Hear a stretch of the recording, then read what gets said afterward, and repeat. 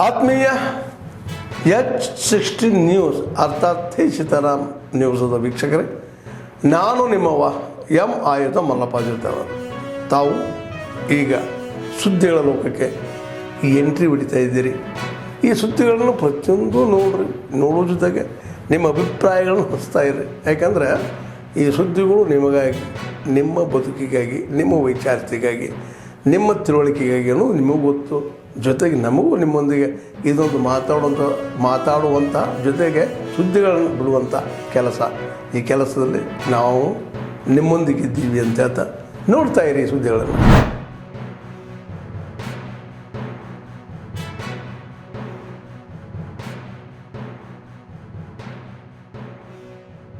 आज जब जीआईटीबी के 14वें संस्करण में हम सब लोग यहाँ एकत्रित हुए, ये केवल एक सम्मेलन नहीं है या केवल एक आयोजन मात्र नहीं है.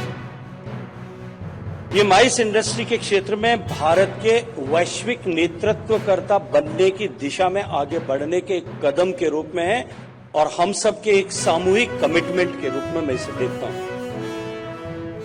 ये मंच सशक्त, प्रेरक और सहयोगपूर्ण भविष्य की आकांक्षा को लेकर के आगे बढ़ने और इस दिशा में हम सबके सामूहिक कमिटमेंट का प्रतीक है. भारत सरकार का पर्यटन मंत्रालय और राजस्थान सरकार के पर्यटन मंत्रालय ने साझेदारी में जिस इवेंट को स्वागत किया की रचना की, फिक्की ने सहर्ष उसमें अपना सहयोग देना, अपना साथ देना स्वीकार किया. ये कॉन्फ्रेंस निश्चित रूप से नीति निर्धारण करने वाले पॉलिसी मेकर्स और उसके साथ साथ में इंडस्ट्री के जगत के विभिन्न एक्सपर्ट्स और रीजनल कैपेसिटीज के बीच में एक मजबूत तालमेल का प्रतीक ऐसा मैं मानता हूं. और इसी दृष्टिकोण से यह आयोजन इस बात का प्रतीक है कि माननीय प्रधानमंत्री नरेंद्र मोदी जी के नेतृत्व में इस नए भारत में हम संकल्प, विशेषज्ञता और साझेदारी तीनों को साथ एक बार जब लेकर के आते हैं, तब एक मंच पर एक साथ इन तीनों के आने से पर्यटन के क्षेत्र और पर्यटन के जैसे महत्वपूर्ण क्षेत्र के माध्यम से देश के विकास की संकल्पना को साकार करने का हमारा स्वप्न जो है वो और अधिक गति प्राप्त करता है. ಮೊದಲು ಇಲ್ಲಿರುವ ಆ ಸಂದರ್ಭದಲ್ಲಿದ್ದಂಥ ನಮ್ಮ ಮಾಧ್ಯಮದ ಮಿತ್ರರಿಗೆ ಗೊತ್ತಿರಬಹುದು, ಇದು ಸಹಿತ ಒಂದಿಷ್ಟು ರೋಡು ಮತ್ತು ಆ ಹೊಸೂರದಲ್ಲಿನ ಕಾಂಪ್ಲೆಕ್ಸ್ ಕಟ್ಟಿ ಬಾಡಿಗೆ ಕೊಡ್ತೀವಿ ಅಂತ ಹೊರಟಿದ್ದು. 16ನೇ ಇಸ್ವಿಯಲ್ಲಿ ಸ್ಮಾರ್ಟ್ ಸಿಟಿ 2016ದಲ್ಲಿ ಮೋದಿಯವರ ಮೊದಲನೇ ಅವಧಿಯಲ್ಲಿ ಸ್ಮಾರ್ಟ್ ಸಿಟಿ ಕಾರ್ಯಕ್ರಮ ಶುರುವಾಯಿತು. ಇಲ್ಲೇ ಫುಟ್ಬಾಲ್ ಆಗಿದೆ, ವಾಲಿಬಾಲ್ ಆಗಿದೆ, ಥ್ರೋಬಾಲ್ ಆಗಿದೆ, ಸ್ಕ್ವಾಷ್ ಆಗಿದೆ, ಆನಂತರ ಕಬಡ್ಡಿದಾಗಿದೆ, ಯೋಗ ಹಾಲ್ ಇದೆ, ಆನಂತರ ಖೋಖೋ ಇದೆ, ಟೆನ್ನಿಸ್ ಇದೆ, ಟೇಬಲ್ ಟೆನ್ನಿಸ್ ಇದೆ, ಶೂಟಿಂಗ್ ಇದೆ ಮತ್ತು ಸ್ವಿಮ್ಮಿಂಗ್ ಪೂಲ್ ಇದೆ. ಹೀಗೆ ಇನ್ನೂ ಹಲವಾರು ಕ್ರೀಡೆಗಳು ಇಲ್ಲಿದ್ದಾವೆ. ಆ ಎಲ್ಲ ಫೆಡರೇಷನ್ದವ್ರನ್ನೂ ಇಲ್ಲಿ ಕರ್ಕೊಂಬಂದು ಅವರಿಗೆ ಏನು ಅಗತ್ಯ ಇದೆ, ಇಂಟರ್ನ್ಯಾಷನಲ್ ಲೆವೆಲ್ ತಕ್ಕಂತೆ ಏನು ಅಗತ್ಯ ಇದೆ ಅದನ್ನು ಮಾಡಿಸಿದ್ವಿ. ಇಲ್ಲಿ ಒಂದು ಆಡಿಟೋರಿಯಂ ಕೂಡ ಮಾಡಿಸಿದ್ವಿ. ವಿಶೇಷವಾಗಿ ಬರುತ್ತೆ ಕರುಣಿಸಿದ್ದಾರೆ.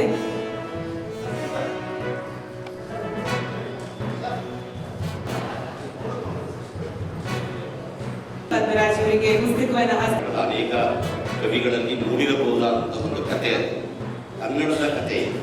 ನಮ್ಮಲ್ಲಿ ಹೇಗೆ ಹಂಪನ ಅವರು ಬರೆದಿರುವ ಈ ಮಹಾಕಾವ್ಯ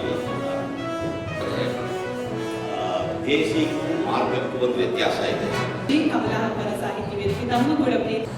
ಈ ಪರ್ಷಿಯನ್ ಭಾಷೆ ಇದೆಯಲ್ಲ, ಬಹಳ ಹಳೆಯ ಭಾಷೆ. ಇದನ್ನ ಕನ್ನಡ ಭಾಷೆಗೆ ತರ್ಜುಮೆ ಆಗಿರ್ತಕ್ಕಂಥದ್ದು ಅನೇಕ ಕೃತಿಗಳಿವೆ. ಮತ್ತು ಹಾಗೆಯೇ ಕನ್ನಡದಿಂದ ಪರ್ಷಿಯನ್ ಭಾಷೆಗೆ ತರ್ಜುಮೆ ಆಗಿರ್ತಕ್ಕಂಥ ಒಂದು. ಸೊ ಅಪ್ಪನ ಅವರು ಬರೆದಿರ್ತಕ್ಕಂಥ ಈ ಚಾರು ವಸಂತ ಅಂತಕ್ಕಂಥ ಈ ಕಾವ್ಯ ಇದೆಯಲ್ಲ, ಈ ಕಾವ್ಯ ನಾಟಕವಾಗೂ ಕೂಡ ಇದು ಜನಪ್ರಿಯವನ್ನು ಗಳಿಸಿದೆ. ಅದರಿಂದ ಅಪ್ಪನವರು ಹೊಸ ಸಾಹಿತ್ಯ ಕ್ಷೇತ್ರದಲ್ಲಿ ತಮ್ಮದೇ ಆದಂಥ ವ್ಯಕ್ತಿತ್ವವನ್ನು ನಿರ್ಮಿಸಿಕೊಂಡಿರ್ತಕ್ಕಂಥ ಬಹಳ ಹಿರಿಯ ಸಾಹಿತ್ಯ. ನಾನು ಕೇಳ್ತಾ ಇದ್ದೆ, ಈಗ ಅವ್ರು ಹೇಳೋದು 89 ವರ್ಷ ಆಗ್ತಾ ಇದೆ, 40ನೇ ವಯಸ್ಸಿಗೆ ನಾನಿಡ್ತಾ ಇದ್ದೀನಿ, 89 ನಾನು 3 ವರ್ಷಗಳಿಗಿಂತ ಹೆಚ್ಚು ಬಾಳಿ ಅಂತೇಳಿ ಈ ಸಂದರ್ಭದಲ್ಲಿ